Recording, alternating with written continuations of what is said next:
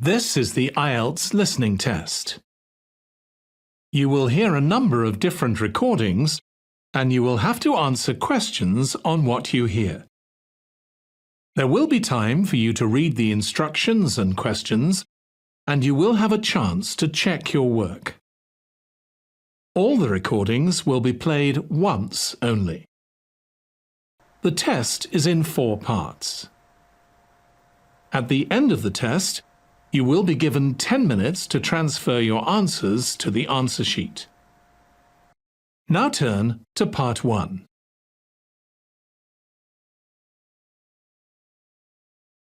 Part 1.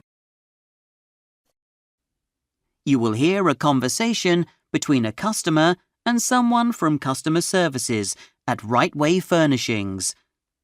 The customer is ringing to make a complaint. First, you have some time to look at questions 1 to 3.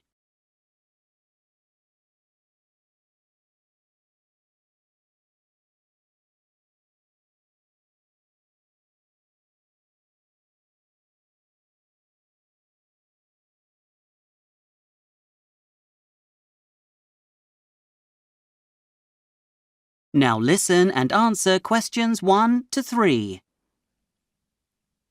Good afternoon. You're through to Right Way Furnishings. My name's Sarah. How can I help you? Yes, good afternoon. I'm phoning to complain about the condition of some items I ordered from you. Oh, I'm sorry to hear you've had problems. Let's see if I can help. Could you give me the order reference number? Certainly, it's 96678. Thanks. And could you confirm your name, please? It's Thomas Horton. That's Horton. That's great, thanks. I have your order details here, so how can I help you? Well, as you'll see, I had a delivery of some furniture from you on the 20th of July, a few days ago. I ordered it on the 13th of July to benefit from the free delivery you were offering at the time. The items arrived, but there's a problem with every single one. Before you hear the rest of the conversation, you have some time to look at questions 4 to 10.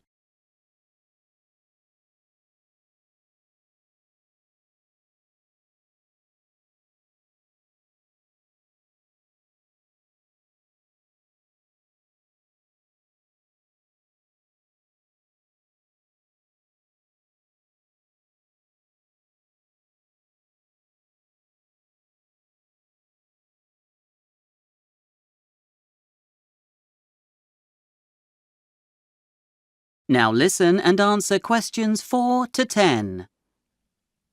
Oh, I'm very sorry to hear that. Let's go through the items then, and I'll see what I can do. Well, take the sofa for starters. I see here that you ordered the Hamilton 3-seater sofa. Is that right? Yes, that's the one. It was wrapped in plastic when it arrived, to protect it, I imagine. But when we took this off, we noticed that one end of the sofa was damp, which wasn't a good start. We decided at that point to send it back, but inspected it first for signs of any other damage.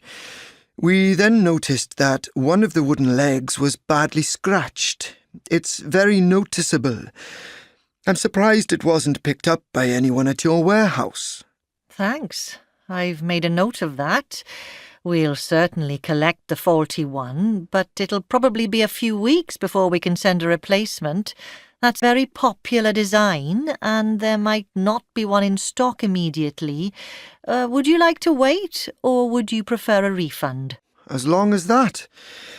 I think in that case I'll have the refund and I'll look elsewhere. You also ordered a rug from us, the Regent rug. Was that all right? Yes, the 3 by 2 metre Regent. There are 2 issues with this. The colour isn't the same as appears in the photo on your website.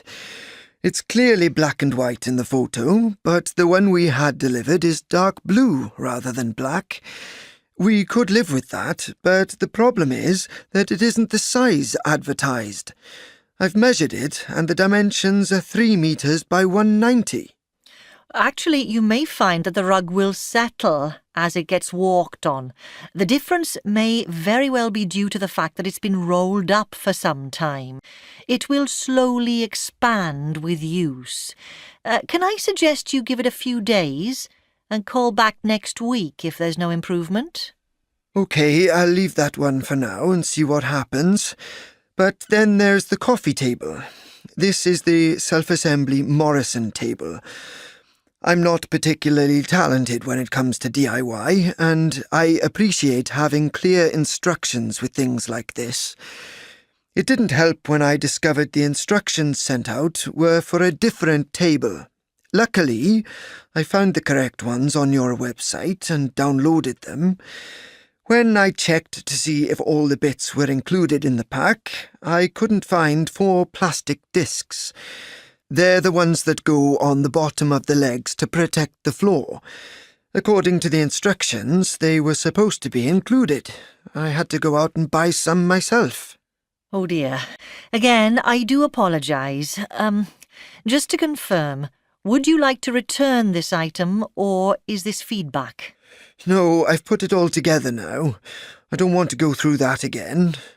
I just thought it's something you need to report to your quality control people. Of course, Mr. Horton. Well, I must apologise once more for all this. We pride ourselves on the quality of our products and customer service, and you seem to have caught us on a bad day.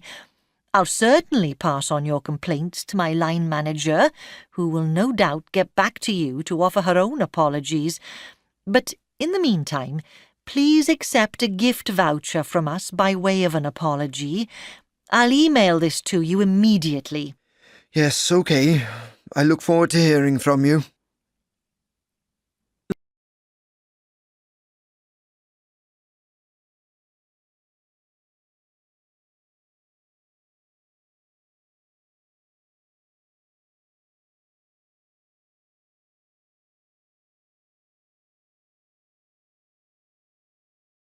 That is the end of part 1. You now have 1 minute to check your answers to part 1.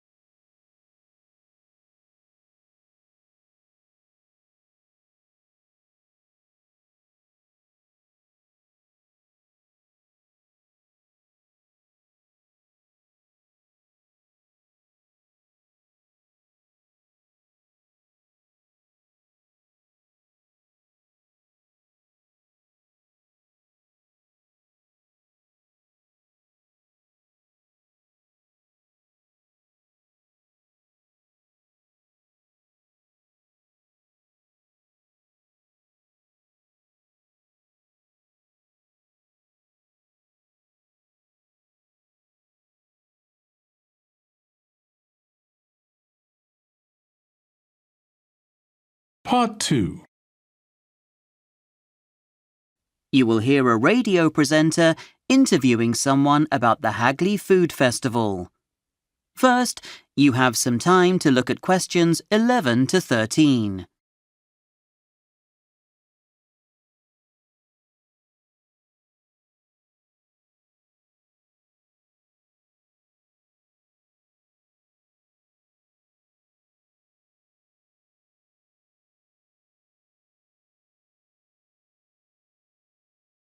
Now listen and answer questions 11 to 13.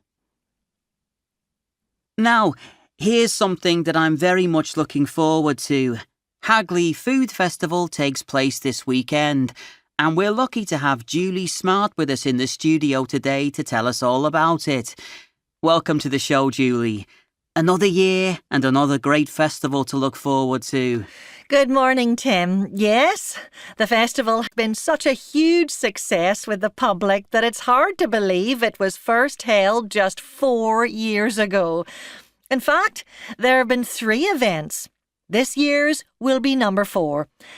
Sadly, we had to cancel last year due to the terrible weather that weekend, but everything's looking good for this one. In fact, I'm really excited about this year's event. We've been fortunate enough to attract 2 new members to the organising committee, one of whom has a wide range of experience in running festivals, and the other has lots of industry contacts. Judging by the interest we've had, this year looks like being the busiest so far. We're expecting record crowds, and we've planned loads of additional activities. So, if your listeners are interested in coming, we'd suggest getting there nice and early to get the most from their visit. That's good to know. Planning such a large festival must involve a lot of work and a lot of people. Yes, it does. But we're lucky to have a brilliant team of volunteers. We couldn't manage without them. Before you hear the rest of the radio interview, you have some time to look at questions 14 to 20.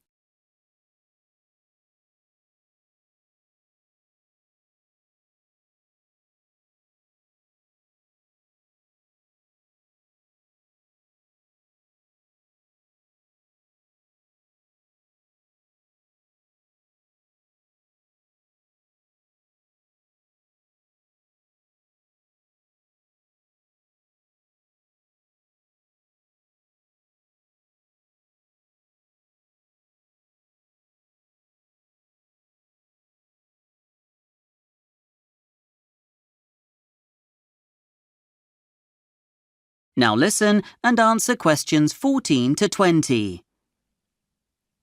So, when can we look forward to attending? Well, we can only start to get the site ready a day before the festival opens, so our volunteers will be working all day on Thursday. That means the site will be closed to visitors until the next day, Friday the 30th. And then we'll be there right the way through until Sunday. We open at 12 p.m. on Friday and stay open until 10 p.m. every evening.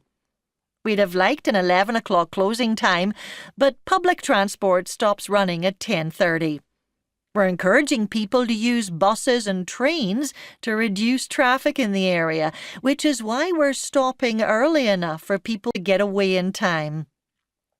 We've also tried to keep costs down, and this year, for the first time, we've introduced a weekend pass for £15 per person and £10 for children under the age of 16. Of course, you can pay by the day if you prefer. That's £10 for adults and £6 for children. The entrance fee covers things like the children's entertainment and access to all the cooking demonstrations, which we think are worth the entrance fee on their own. Oh, and before I forget, I've been asked to point out that we're offering free parking on site, and visitors are asked to use this rather than the streets in or near residential areas, as we don't want to upset local people. For those travelling to the festival by train, we're running a shuttle service. That's a double-decker bus every half hour from the station to the site. This is also available to take people back to the station. Wonderful. So, what kind of things will be taking place? Well, based on feedback from previous events, we've made a few changes this year. A significant development is that we've partnered with a local organisation, Food for the Homeless, and there'll be several fundraising activities during the weekend that visitors can support. We've got some very famous chefs you'll recognise from TV giving demonstrations, and some of them will be signing copies of their latest book if you're interested in buying one. There will, of course, be a large number of stalls selling a huge variety of food from around the world. There's a slight change to the advertised programme, as the Vietnamese stall won't be with us this year. One new idea we're trying out is a second-hand book stall. Pop along and pick up a bargain. Or even better, donate some of your old books. What else? Oh, yes. We all know there's growing demand for organic food, and visitors will be able to purchase a variety of fruit and vegetables from our organic stall holders. Finally, in our children's area, there'll be lots of child-friendly activities, including colouring worksheets to encourage them to learn how to cook. That all sounds brilliant, Julie. I can't wait for the weekend.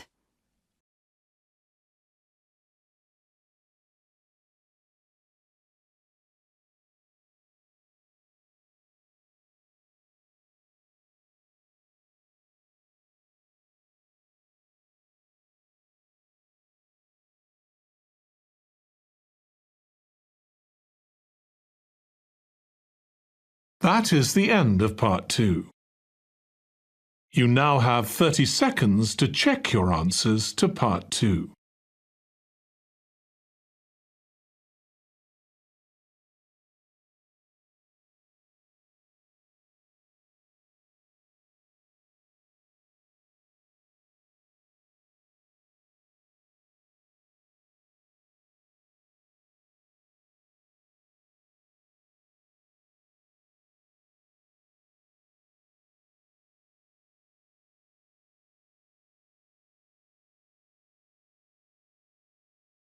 Part 3. You will hear 2 university students talking about accommodation. First, you have some time to look at questions 21 to 26.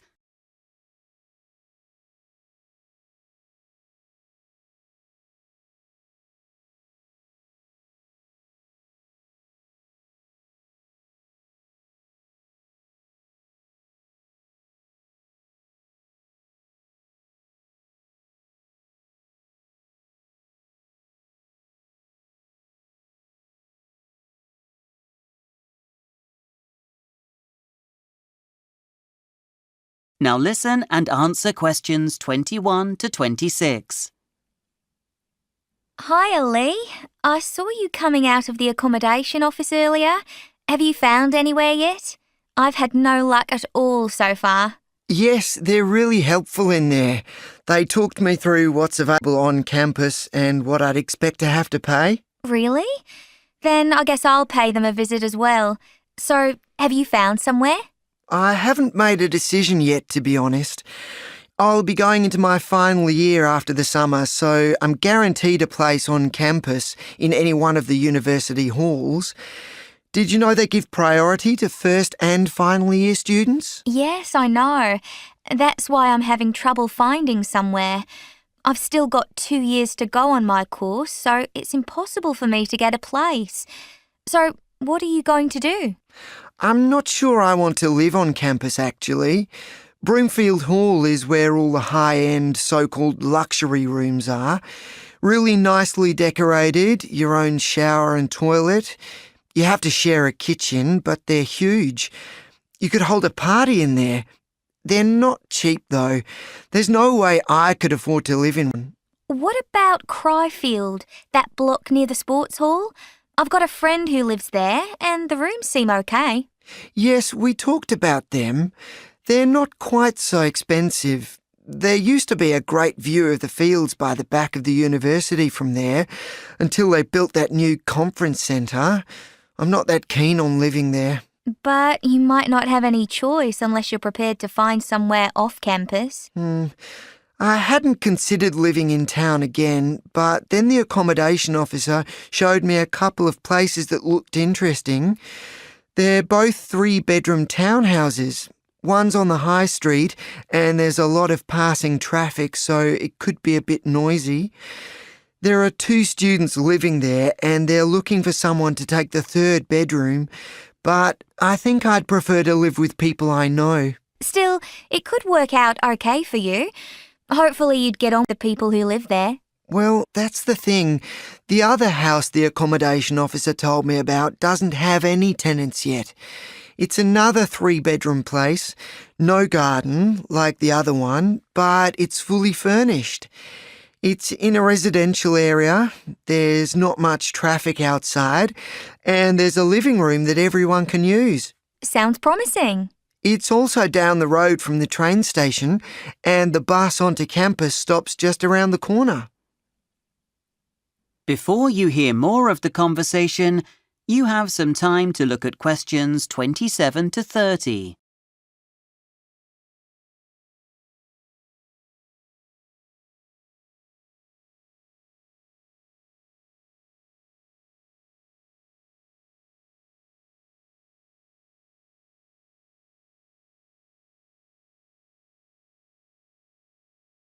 Now listen and answer questions 27 to 30.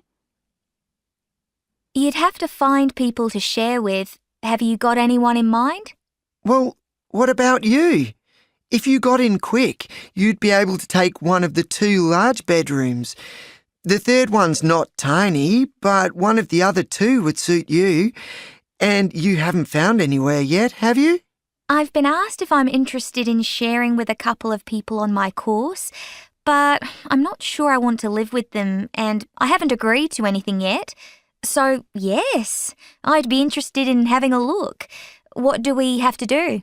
Well, the first thing is to book an appointment to see it. Are you free this week?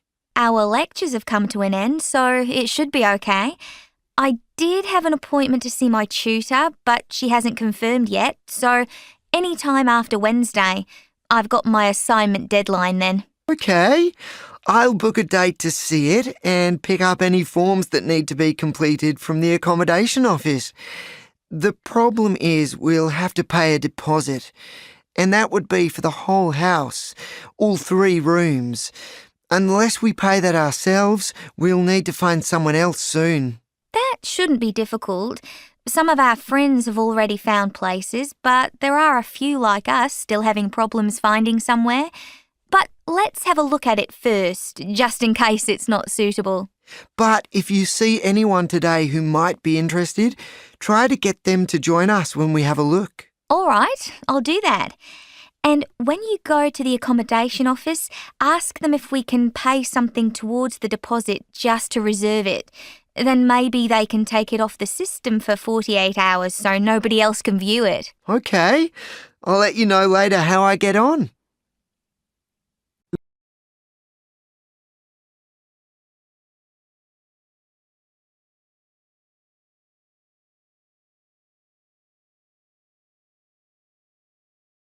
That is the end of part 3.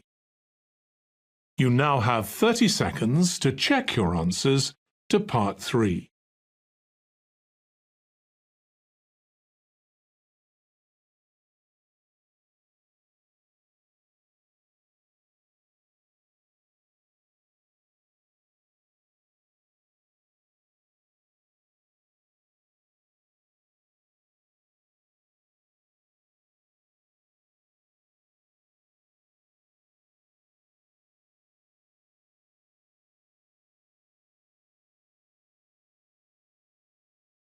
Part 4.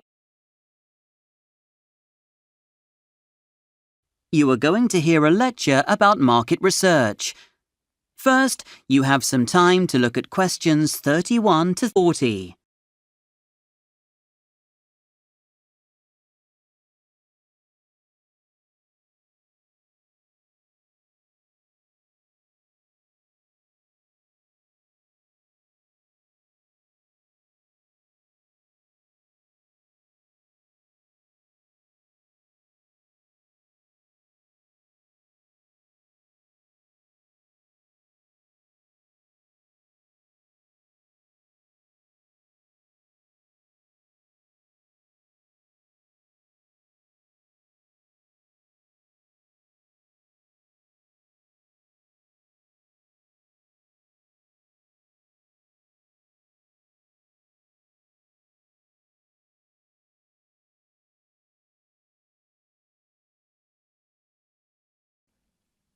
Good morning, everyone. In last week's lecture, we looked at managing your costs as a business. If you missed the lecture, the video is available online. Now, this week, I'd like to talk to you about an area that often gets ignored, or, at best, isn't given sufficient attention by new businesses: market research. The entrepreneurs amongst you will all know the feeling. You're lying in bed one night when suddenly you get this idea for a fantastic product. You're sure there's a huge market for it and that it will sell well. You start planning what it will look like in your head. You've even got ideas for the website and how you're going to make those sales. And for a lot of small businesses and inexperienced entrepreneurs, the next step is creating that product or service and getting it out there as quickly as possible. But unless they're incredibly lucky or have a business instinct that most of us lack, this is a huge mistake that could cost a lot of money or even see the business fail. The missing piece of the jigsaw is market research. Why does this get missed out? Often it's because the business owner is blinded by their idea. It's so innovative that it's bound to be successful. The entrepreneur thinks they know what the customer wants, perhaps thinks that the customer doesn't even realize they want it. Sometimes it's the concern that the research will be complicated and cost a lot of money and time, and for a startup without any income, that can be a real concern. More often than not, however, it's because the person concerned doesn't want to get negative feedback or be shown that in fact there's no market for their idea. But well thought out market research carried out before production and launch can avoid expensive mistakes, help the business fine-tune its offer, or, in the worst case scenario, accept that the idea is weak, allowing it to come up with another idea that stands a better chance of success without wasting a lot of valuable time and money.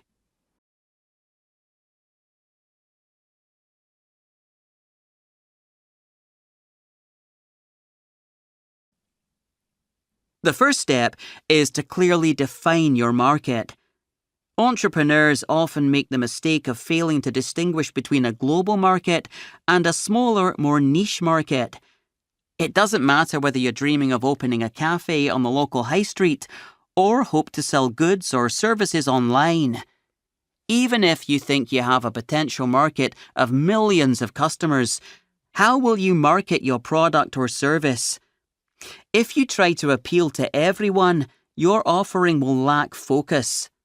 That's not to say it can't be done, but appealing to as wide a market as possible requires facing stiff competition, will probably make excessive demands on your marketing budget, and ultimately may fail, as you won't be able to appeal to individual tastes or requirements. Next, research the competition. Remember, if there's a lot of competition, that at least indicates there's a market for your idea. What is the competition? And are you prepared to compete against them on price or quality of product or service? Why should customers decide to buy from you rather than them?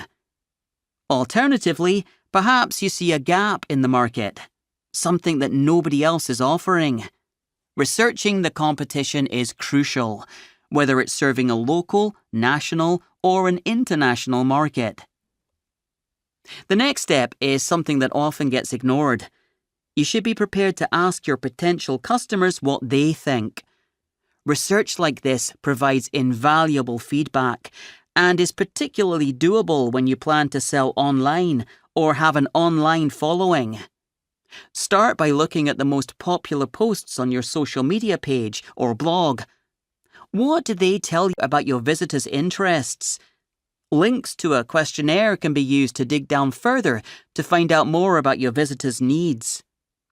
You could create a free sample of your product and ask if visitors to your social media or blog page would be prepared to buy more.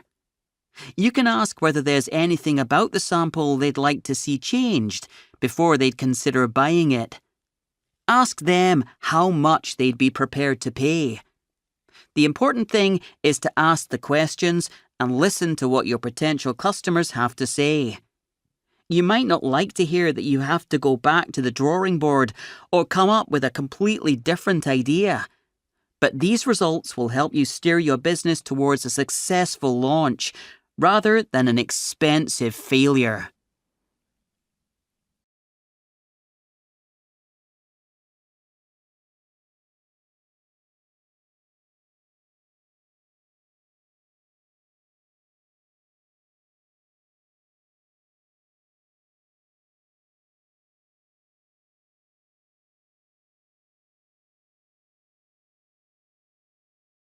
That is the end of Part 4.